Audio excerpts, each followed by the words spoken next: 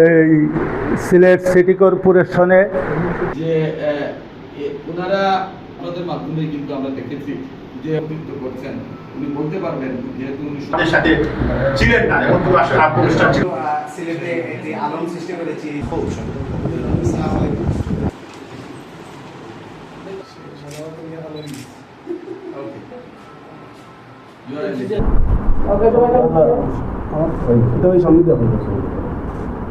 এবং তাদের সুযোগ্য নেতৃত্বে এই মাল্টিমিডিয়া জার্নালিস্ট অ্যাসোসিয়েশন তাদের কাঙ্ক্ষিত লক্ষ্যে পৌঁছবে এবং সাধারণ মানুষের, ভুক্তভোগী মানুষের, নির্যাতিত নিপীড়িত মানুষের কাছে আস্থার একটি প্রতিষ্ঠান হিসাবে প্রতিষ্ঠিত হবে, এই প্রত্যাশাটুকু আমি আজকে ব্যক্ত করছি। আনোয়ার ফাউন্ডেশন ইউকের যিনি রিপ্রেজেন্টেটিভ আছেন ওনাকেও ধন্যবাদ জানাচ্ছি এবং ভবিষ্যতে আমরা এই ফাউন্ডেশন থেকে আরও ভালো ভালো উদ্যোগ প্রত্যাশা করব।